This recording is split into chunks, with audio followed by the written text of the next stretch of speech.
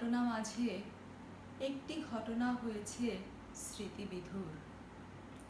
কি গভীর দুঃখে মগ্ন সমস্ত আকাশ, সমস্ত পৃথিবী। চলিতেছি যতদূর, শুনিতেছি করুণার মর্মান্তিক সুর। তবুও বলো জয়, বলো নাহি ভয়, একদিন আমরা করব বিশ্বকে জয়। প্রিয় শিক্ষার্থীবৃন্দ, আশা করি তোমরা ভালো আছো। আমিও ইনশাআল্লাহ আল্লাহর রহমতে ভালো আছি। করোনা নামক যে বৈশ্বিক মহামারীতে আজ বিশ্ব আক্রান্ত, আমরা সকলে মিলে স্বাস্থ্যবিধি মেনে নিরাপদ দূরত্ব বজায় রেখে এই মহামারীকে প্রতিরোধ করব ইনশাআল্লাহ। তোমরা বহুদিন ধরে শিক্ষাঙ্গন থেকে দূরে আছো, আমাদের সাথে ফোন আলাপ হলেও সাক্ষাৎ নেই, তোমাদের সাথে সম্মুখ দেখা নেই। অনেকেই ফোন দিয়েছো, তোমাদেরকে দিক নির্দেশনাও দিয়েছি। তারপরেও বাংলাদেশ সরকারের নির্দেশনায় ও তোমাদের উপকারার্থে আজ চলে এসেছি অনলাইন ক্লাস নেওয়ার জন্যে। তোমরা অনেকেই আমাকে ফোন দিয়ে যতটুকু শ্রেণীকক্ষে তোমাদের পাঠদান করেছিলাম সেই সম্পর্কে অবগত আছো এবং অনেকেই পরবর্তী পাঠ সংক্রান্ত বিষয়গুলো জানতে চেয়েছিলে। তো তোমাদের শ্রেণীকক্ষে একাদশ শ্রেণীর ক্লাসে যতটুকু পাঠদান করেছিলাম আজ তারপর থেকে শুরু করব। তো ষষ্ঠ অধ্যায় পর্যন্ত আমরা কমপ্লিট করেছিলাম, আজকে সপ্তম অধ্যায় থেকে শুরু করব। তো চলো আমরা শুরু করি আজ।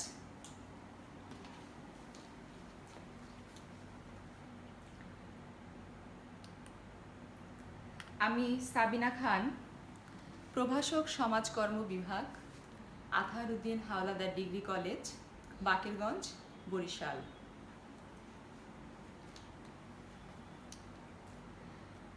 এখানে পাঠ পরিচিতি দেয়া আছে।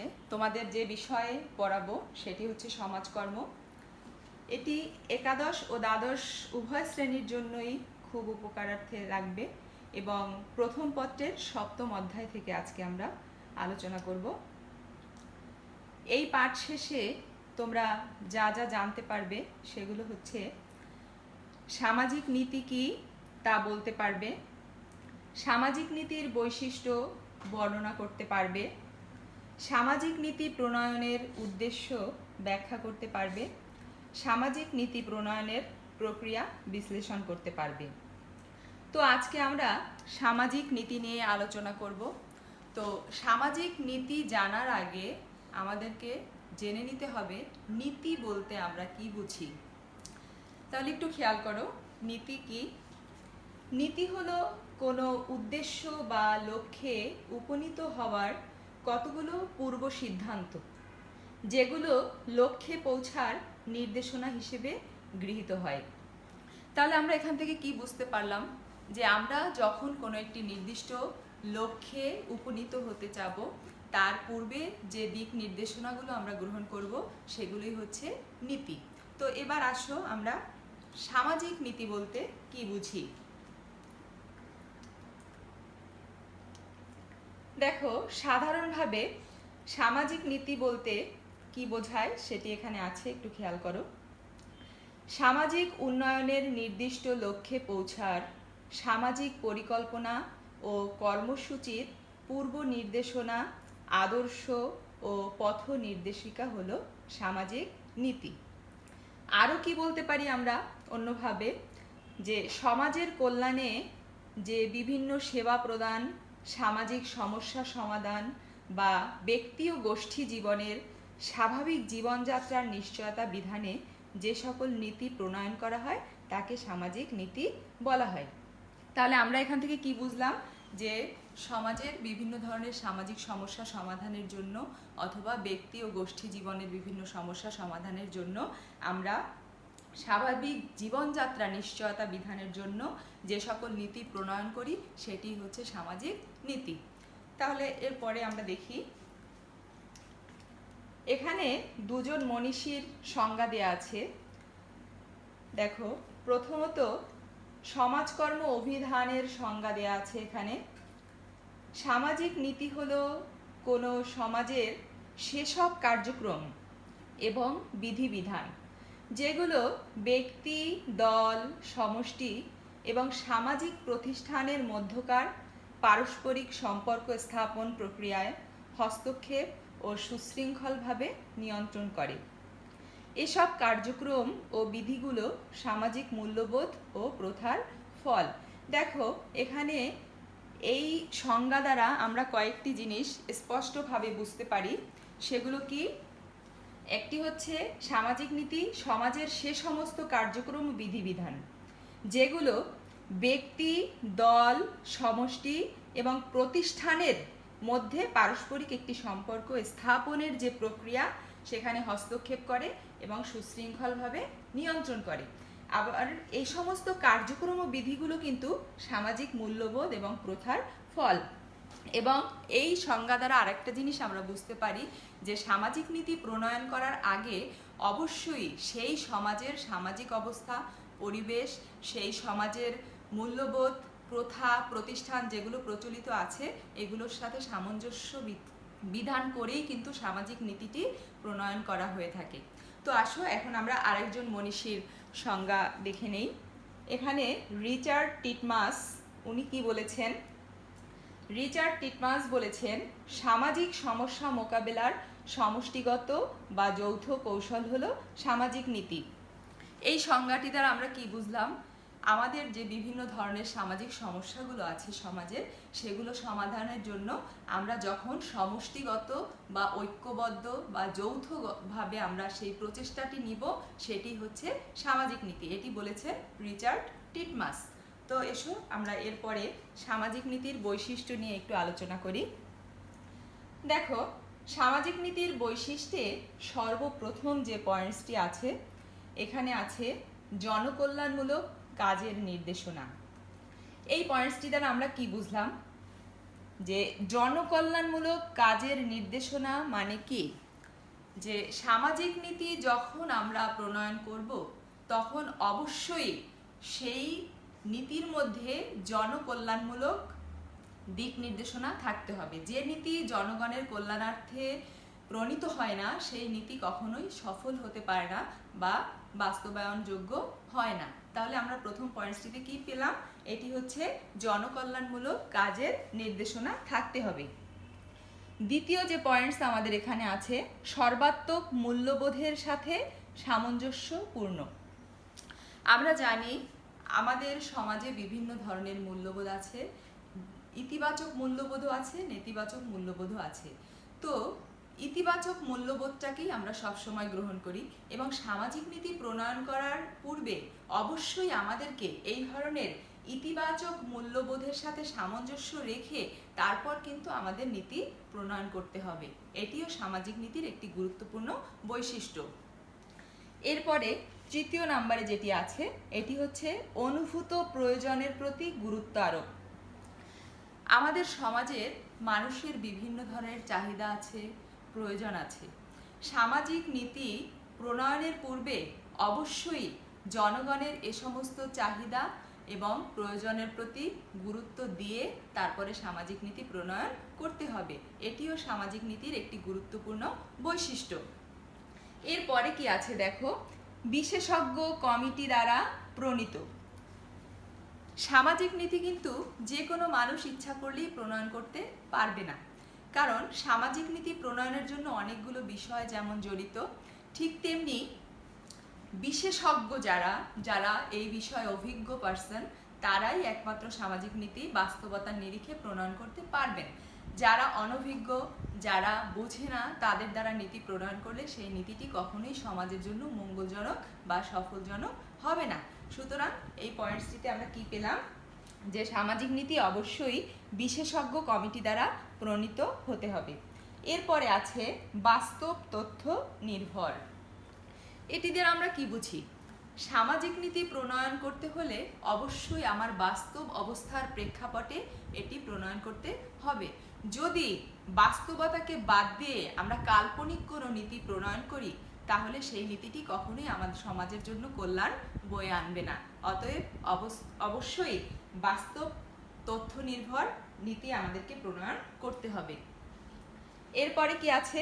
নির্দিষ্ট লক্ষ্য ও উদ্দেশ্য কেন্দ্রিক। সামাজিক নীতি প্রণয়নের আগে অবশ্যই সেই নীতির লক্ষ্য ও উদ্দেশ্যটি আগে প্রণয়ন করে নিতে হবে, কারণ আমাদের লক্ষ্য উদ্দেশ্যবিহীন কোনো কাজ কিন্তু সফল হতে পারে না। ঠিক তদ্রূপ সামাজিক নীতি প্রণয়নের জন্য কিন্তু আমার একটি লক্ষ্য উদ্দেশ্য নির্ধারণ করতে হবে যে আমি কোন ধরনের নীতি প্রণয়ন করতে চাচ্ছি। স্বাস্থ্যনীতি নাকি শিক্ষানীতি নাকি শিশু নীতি, শিশু কল্যাণ নীতি নাকি নারী কল্যাণ নীতি, এটা আমাকে আগে বুঝে তারপরে আমার সেই নীতিমালা প্রণয়ন করতে হবে। এরপরে কি আছে দেখো, সামাজিক বৈষম্য দূরীকরণ। সামাজিক বৈষম্য বলতে আমরা কি বুঝি? সমাজের জাতি, গোষ্ঠী, বর্ণ, ধর্ম নির্বিশেষে সকল মানুষকে সমান বিবেচনা করে তারপর কিন্তু আমার এই সামাজিক নীতি প্রণয়ন করতে হবে। অর্থাৎ সমাজে ধনী দরিদ্রের কোনো বৈষম্য এখানে গ্রহণ করা যাবে না। এরপর হচ্ছে শ্রমিক মালিক, এই বৈষম্যটি রাখা যাবে না। সমাজে উঁচু নিচু বা ধর্ম বৈষম্য বা শ্রেণী বৈষম্য, এই বৈষম্যগুলো সমাজে রাখা যাবে না। এই বৈষম্য বাদ দিয়ে আমাকে সামাজিক নীতি প্রণয়ন করতে হবে, যেটি সমাজের সর্বস্তরের জনগণের জন্য সমানভাবে প্রণীত হবে। এরপরে কি আছে দেখো, সময় নির্দিষ্টতা। এরপরে আছে আমার সময় নির্দিষ্টতা। সময় নির্দিষ্টতা বলতে আমরা কি বুঝি? যে সামাজিক নীতি প্রণয়নের একটি নির্দিষ্ট সময়সীমা থাকবে, যে কত বছরের জন্য বা এক যুগের জন্য নাকি কত দিনের জন্য এই নীতিটা আমি প্রণয়ন করব, সেই একটা সময় নির্দিষ্টতা থাকতে হবে। যখন আমার লক্ষ্য পূর্ণ হয়ে যাবে তখন হয়তো নীতি পরিবর্তন প্রয়োজন হতে পারে, বা সমাজ পরিবর্তনশীল, সমাজের বিভিন্ন উপাদান পরিবর্তনশীল, এই পরিবর্তনের সাথে সাথে আমার নীতিমালাও পরিবর্তনের প্রয়োজনীয়তা দেখা দিতে পারে। তথাপিও একটা নির্দিষ্ট সময়কে বিবেচনা করে তারপরে কিন্তু সামাজিক নীতিটি প্রণয়ন করা হয়ে থাকে। তো অবশ্যই যখন নীতি প্রণয়ন করা হবে তখন একটা নির্দিষ্ট টাইম ধরে, সময় ধরে তারপরে সেই নীতিটিকে আমাদের প্রণয়ন করতে হবে। এর পরের পয়েন্টস কি আছে দেখো,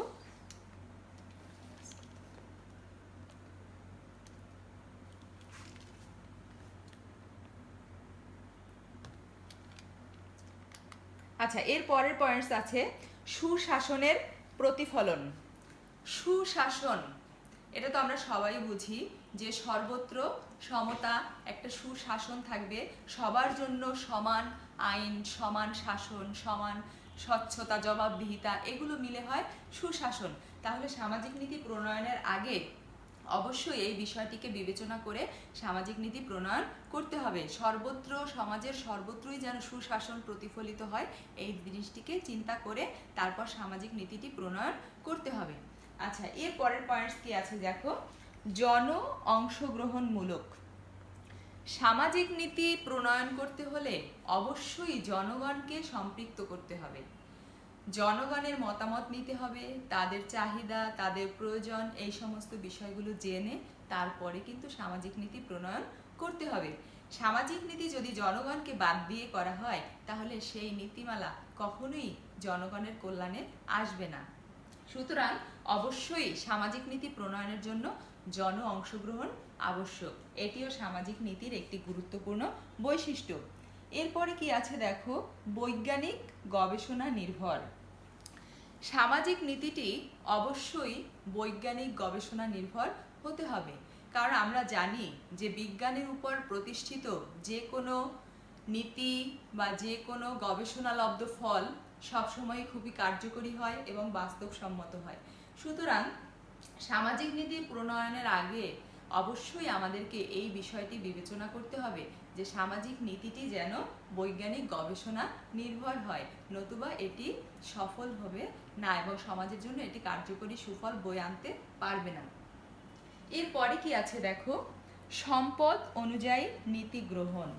এখানে কি বলা হয়েছে যে আমাদের যে সম্পদ আছে আমরা যদি সেই সম্পদের সাথে সামঞ্জস্য রেখে নীতি প্রণয়ন না করি এবং সম্পদ আছে কম কিন্তু আমরা নীতি নিলাম অনেক বড়, বাজেট বাড়িয়ে ফেললাম, তখন আমার নীতিমালা কার্যকর করা সম্ভব হবে না। কারণ আমার যে সীমিত সম্পদ বা আমার যতটুকু সম্পদ আছে এই সম্পদের সাথে সামঞ্জস্য রেখেই আমাকে একটি নীতিমালা প্রণয়ন করতে হবে, তাহলেই আমার নীতিটি বাস্তবায়ন সম্ভব এবং সেটি সমাজের কল্যাণের জন্য সুফল বয়ে আনবে। আচ্ছা, এতক্ষণ আমরা সামাজিক নীতির বৈশিষ্ট্য দেখলাম। এখন আমরা দেখি যে সামাজিক নীতি প্রণয়নের উদ্দেশ্য। তোমরা জানো যে প্রত্যেকটি কাজ করার পূর্বেই আমরা উদ্দেশ্য নির্ধারণ করে নিই। উদ্দেশ্যবিহীন কাজ কিন্তু কাণ্ডারিবিহীন নৌকার মতো। যদি কোনো কাজের একটি লক্ষ্য বা উদ্দেশ্য না থাকে তাহলে সে কাজটি কখনো সফল হতে পারে না। ঠিক তেমনিভাবে সামাজিক নীতি কেন প্রণয়ন করা হবে তার কিছু উদ্দেশ্য থাকে। তো এখন আমরা সেই উদ্দেশ্যগুলো একটু দেখে আসি যে কোন কোন উদ্দেশ্য সামনে রেখে সামাজিক নীতি প্রণয়ন করা হয়। তো প্রথম আছে এখানে আমার জনকল্যাণের দিক নির্দেশনা প্রদান করা। তাহলে আমি এখানে কি বুঝলাম যে সামাজিক নীতি প্রণয়নের প্রধান উদ্দেশ্য হচ্ছে জনকল্যাণের দিক নির্দেশনা। যে ধরনের সামাজিক নীতি প্রণীত হোক না কেন সেখানে অবশ্যই জনগণের কল্যাণের বিষয়টি জড়িত থাকতে হবে, তার মধ্যে জনগণের কল্যাণের দিক নির্দেশনা থাকতে হবে, নতুবা সেই নীতি কখনোই সুফল বয়ে আনতে পারে না। আচ্ছা, এরপরে কি আছে দেখো, যৌথ কার্যক্রমের মাধ্যমে বিরাজমান সামাজিক সমস্যা মোকাবেলা করা। আমরা জানি সমাজের অনেক সামাজিক সমস্যা আছে। এই সমস্যাগুলো সমাধানের জন্য বিভিন্ন সময় বিভিন্ন ধরনের নীতিমালা প্রণীত হয়ে থাকে। তো এই নীতিমালাগুলো প্রণয়নের জন্য অবশ্যই যৌথ কার্যক্রমের প্রয়োজন হয়। একজন বা দুজন মিলে কখনোই এটি সমাধান সম্ভব নয় এবং নীতিমালা প্রণয়নও সম্ভব নয়। সুতরাং নীতি প্রণয়নের এটি একটি গুরুত্বপূর্ণ উদ্দেশ্য যে যৌথ কার্যক্রমের মাধ্যমে নীতিমালা প্রণীত হতে হবে। তারপরে কি আছে দেখো, ক্ষতিকর সামাজিক প্রথা প্রতিষ্ঠান, আচার আচরণ, দৃষ্টিভঙ্গি এগুলোর পরিবর্তন। তো এর দ্বারা আমরা কি বুঝলাম? সামাজিক নীতির আরেকটি গুরুত্বপূর্ণ উদ্দেশ্য হচ্ছে সমাজে যে সমস্ত ক্ষতিকর প্রথা প্রতিষ্ঠান, আচার আচরণ, মূল্যবোধ আছে এগুলোকে অবশ্যই বাদ দিয়ে তারপর আমার নীতিমালা প্রণয়ন করতে হবে। যদি নীতিমালা প্রণয়নের ক্ষেত্রে এই সমস্ত নেতিবাচক দিকগুলো চলে আসে তখন নীতিটি সঠিক বাস্তবায়ন ঘটবে না। তাহলে কি বুঝলাম আমরা? যে অবশ্যই ক্ষতিকর যে সমস্ত সামাজিক প্রথা প্রতিষ্ঠান, রীতিনীতি বা মূল্যবোধ আছে এগুলোকে বাদ দিয়ে আমার সামাজিক নীতি প্রণয়ন করতে হবে। এটিও সামাজিক নীতি প্রণয়নের একটি গুরুত্বপূর্ণ উদ্দেশ্য। এরপরে কি আছে দেখো, ইতিবাচক সামাজিক পরিবর্তনের হাতিয়ার। আমরা জানি যে আমাদের সমাজে দুই ধরনের পরিবর্তন হয়। একটি হচ্ছে ইতিবাচক বা ভালো পরিবর্তন, আরেকটি হচ্ছে নেতিবাচক বা খারাপ পরিবর্তন। তাহলে সামাজিক নীতি কিন্তু অবশ্যই ইতিবাচক পরিবর্তনের হাতিয়ার হতে হবে। যদি ইতিবাচক পরিবর্তনের হাতিয়ার না হয় তাহলে সেটি কখনোই সমাজের মানুষের জন্য কল্যাণ বয়ে আনতে পারবে না। আচ্ছা, এরপরে কি আছে আমরা একটু দেখি। এরপরে আছে সামাজিক আন্দোলনের ক্ষেত্র প্রস্তুত করা। এর দ্বারা কি বুঝলাম? আমাদের সমাজে আমরা দেখেছি বিভিন্ন সময়ে বিভিন্ন কুপ্রথা বা বিভিন্ন ক্ষতিকর প্রথা পদ্ধতি প্রতিষ্ঠানের বিরুদ্ধে বিভিন্ন সময় বিভিন্ন আন্দোলন পরিচালিত হয়েছে বিভিন্ন মনীষীদের মাধ্যমে এবং জনগণের যৌথ প্রচেষ্টায়। তো সামাজিক নীতি এমন হতে হবে যেন সেটি সামাজিক আন্দোলনের একটি ক্ষেত্র প্রস্তুত করে। এটিও সামাজিক নীতি প্রণয়নের একটি গুরুত্বপূর্ণ উদ্দেশ্য। এরপরে কি আছে দেখো, সম্পদ ও সুযোগ সুবিধার পূর্ণ বন্টনের মাধ্যমে দুস্থ অসহায় শ্রেণীর অধিকার সংরক্ষণ। এখানে সম্পদ ও সুযোগ সুবিধার পূর্ণ বন্টনের কথা বলা হয়েছে। আমরা জানি যে আমাদের সমাজের যে সম্পদ ও সুযোগ সুবিধা সেগুলোর মধ্যে অনেক বৈষম্য রয়েছে। ধনীরা আমাদের 100 ভাগ সম্পদের 90 ভাগই থাকে ধনীদের হাতে, যারা ধনী হতে হতে আরো ধনী অবস্থায় ওঠে, আর যারা দরিদ্র তাদের হাতে থাকে মাত্র 10% সম্পদ, যারা আরো নিম্ন অবস্থায় পতিত হয়। তাহলে সম্পদের এই যে অসম বন্টন, এটা দূর করার জন্য সামাজিক নীতি প্রণীত হয়ে থাকে। আবার অনেক সময় আমরা দেখে থাকি যে ধনীদের জন্য আইন বলেন বা বিভিন্ন ধরনের সুযোগ সুবিধা এগুলো অন্যরকম হয়ে থাকে। আমাদের সমাজের প্রেক্ষিতে বলছি, যদিও সবাইকে সমান চোখে দেখার কথা বলা হলেও কিছু কিছু ক্ষেত্রে আমরা কিছুটা বৈষম্য পরিলক্ষিত করে থাকি, কিন্তু এই সম্পদ এবং সুযোগ সুবিধার পূর্ণ বন্টনের মাধ্যমে যাতে সমাজের নিম্ন শ্রেণী বা অসুবিধাগ্রস্ত শ্রেণীর স্বার্থ সংরক্ষণ করা যায়, সেই উদ্দেশ্যকে সামনে রেখেও কিন্তু সামাজিক নীতিটি প্রণীত হয়ে থাকে। আচ্ছা দেখো, এরপরে কি আছে, জনগণের নিরাপত্তা প্রদান, অধিকার সংরক্ষণ, বিভিন্ন ধরনের সামাজিক সেবা প্রদান। আমার এই পয়েন্টসটিও পূর্বের পয়েন্টসের সাথে কিছুটা রিলেটেড। এখানে বলা হয়েছে যে অসুবিধাগ্রস্ত শ্রেণী যারা আমাদের আছে তাদের নিরাপত্তা বিধান। আমরা প্রায়শই দেখে থাকি যে যারা একটু কম অর্থ সম্পদের মালিক বা যারা একটু নিম্ন শ্রেণী, তাদের ক্ষেত্রে বিভিন্ন সুযোগ সুবিধা দেয়া হয় না, বা তাদের উপর বিভিন্ন সময় বিভিন্ন নিষ্পেষণ, নিপীড়ন এগুলো আমরা দেখতে পাই। তো এই সামাজিক নীতি প্রণয়নের উদ্দেশ্যের মধ্যে কিন্তু সেই সমস্ত নিম্ন শ্রেণী বা অসুবিধাগ্রস্ত বা সুবিধা বঞ্চিত শ্রেণীর নিরাপত্তা বিধান এবং স্বাস্থ্য সংরক্ষণের বিষয়টিকেও কিন্তু গুরুত্বের সাথে বিবেচনা করা হয়েছে। এরপরে কি আছে দেখো, উন্নয়ন পরিকল্পনার ক্ষেত্র প্রস্তুত করা। আমাদের সামাজিক নীতিগুলো এমনভাবে প্রণীত হতে হবে যাতে করে সেটি আমাদের সমাজের উন্নয়নের পথকে প্রশস্ত করে, যেন উন্নয়নের পথ প্রশস্তের মাধ্যমে সমাজের জনগণের সার্বিক কল্যাণ নিশ্চিত করা সম্ভব হয়। এরপরে কি আছে দেখো, সময় ও সম্পদের অপচয় রোধ করে ও কর্মসূচির অপচয় রোধ করে। আমরা এখন পড়ছি সামাজিক নীতির উদ্দেশ্য। তাহলে আমাদের এই সামাজিক নীতির উদ্দেশ্যের মধ্যে আরেকটি গুরুত্বপূর্ণ পয়েন্টস হচ্ছে সময় ও সম্পদ, এটা কিভাবে অপচয় রোধ করা যায়। আমরা যদি সময় এবং সম্পদ বিবেচনায় রেখে সামাজিক নীতি প্রণয়ন না করি, তাহলে হয়তো আমাদের নীতিটি বাস্তবের সাথে সঙ্গতিপূর্ণ হবে না এবং আমাদের সমাজের কল্যাণেও সেটা তেমন একটা ফলপ্রসূ হবে না। সেজন্য বলা হয়েছে যে সম্পদ ও সময়ের অপচয় রোধ করতে হবে এবং কর্মসূচির অপচয় যেন রোধ হয়, এই বিষয়টাকে মাথায় রেখে আমাদের সামাজিক নীতি প্রণয়ন করা বাঞ্ছনীয়।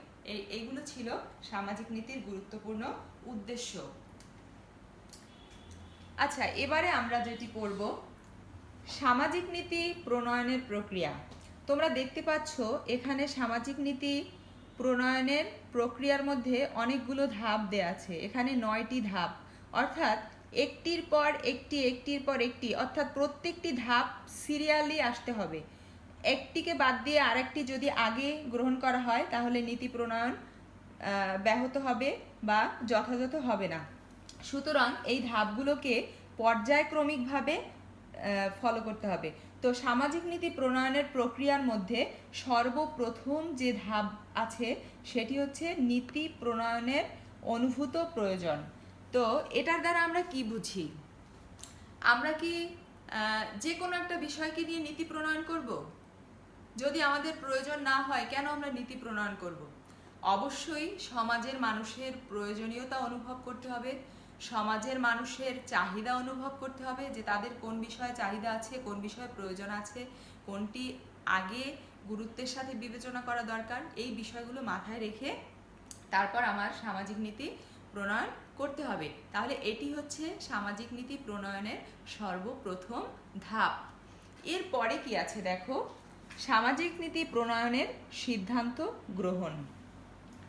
সামাজিক নীতি প্রথমে আমরা নীতি প্রণয়নের প্রয়োজনীয়তা অনুভব করেছি, এখন হচ্ছে সামাজিক নীতি কেন প্রণয়ন করব, সেজন্য আমার সিদ্ধান্ত গ্রহণ করতে হবে যে আমার সমাজে বিভিন্ন ধরনের সমস্যা আছে, এর মধ্যে কোনটা বেশি গুরুত্বপূর্ণ, কোনটাকে আগে সমাধান করা দরকার, সেই বিষয়গুলোকে বিবেচনা করে তারপর কিন্তু আমার নীতি গ্রহণের সিদ্ধান্ত গ্রহণ করতে হবে যে এটা আমার বেশি গুরুত্বপূর্ণ, এই সমস্যাটি সমাধানের জন্য আমার এই নীতিটি আগে গ্রহণ করা দরকার। তাহলে প্রথমে আমরা পেয়েছি অনুভূত প্রয়োজন, এবারে পেলাম নীতি গ্রহণের সিদ্ধান্ত গ্রহণ। এরপরে কি পেলাম দেখো, নীতি প্রণয়নের কমিটি গঠন। এটা কিন্তু এই নীতি প্রণয়নের সিদ্ধান্ত গ্রহণের পরে এই কমিটিটি গঠন করা হবে। কারণ কি? কারণ হচ্ছে যারা নীতি প্রণেতা, আমাদের রাষ্ট্রীয় নীতি প্রণেতা অথবা সরকার কর্তৃক যে সমস্ত নীতি প্রণেতা আছেন, ওনাদের একটি কমিটি করে দেওয়া হবে, অনেকজনের সমন্বয়ে, 7 জন হতে পারে, 9 জন, 11 জন, বা বেশিও হতে পারে, কম হতে পারে, নিয়ে একটি কমিটি প্রণয়ন করে তারপরে ওনারা কি করবেন, বাস্তব অবস্থা বিশ্লেষণ করবেন, সামাজিক সমস্যাগুলো বিশ্লেষণ করবেন, মানুষের চাহিদা, সমাজের বিভিন্ন মূল্যবোধ, বিভিন্ন দৃষ্টিভঙ্গি, আচরণ, সামাজিক সম্পদ, এই সব কিছু বিবেচনা করে ওনারা এই কমিটি একটি বাস্তব সিদ্ধান্ত এসে তারপরে নীতি প্রণয়নের চেষ্টা করবেন। তাহলে অবশ্যই আমার নীতি প্রণয়নের পূর্বে কিন্তু একটি কমিটি গঠন করতে হবে, যেই কমিটি এই নীতিমালা প্রণয়ন করবেন। আচ্ছা, এরপরে কি আছে দেখো, নীতি বিশ্লেষণ বা নীতি অনুধান।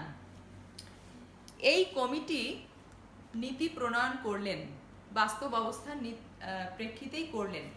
এই নীতিটা প্রণয়নের পরে এটি অনুধান করতে হবে, অনুধান বা স্টাডি, অর্থাৎ যে নীতিমালা প্রণীত হলো এটা আসলেই কি বাস্তবসম্মত, এটা আসলেই কি কার্যকর হবে, সমাজের মানুষের কল্যাণে কি আসলে এটি কার্যকরী হবে কিনা, এটা বিশ্লেষণ করে তারপরে পরবর্তী ধাপে আগাতে হবে। আচ্ছা, এরপরে কি আছে দেখো, খসড়া নীতি প্রণয়ন। এই নীতি বিশ্লেষণের পরে কিন্তু একটি খসড়া নীতি বা একটি রাফ নীতি প্রণয়ন করতে হবে। তারপরে এই খসড়া নীতির অনুমোদন। খসড়া নীতি প্রণয়নের পরে খসড়া নীতিটি অনুমোদনের জন্য আমাদের রাষ্ট্রীয় পর্যায়ে বিভিন্ন যারা এই নীতির সাথে রিলেটেড আছেন সে সমস্ত কর্মকর্তাদের মাধ্যমে এই নীতিটির একটি অনুমোদন লাভ করতে হবে, নতুবা নীতি সফল হতে পারবে না। তাহলে দেখো, এই খসড়া নীতি প্রণয়নের পরে আমরা পেলাম খসড়া নীতি অনুমোদন। এখন এই খসড়া নীতিটি অনুমোদনের পর জনগণের সমর্থন লাভের জন্য আনুষঙ্গিক ব্যবস্থা গ্রহণ। যখন খসড়া নীতিটি অনুমোদন করা হয়ে গেল তখন সেটি জনসম্মুখে ছেড়ে দিতে হবে।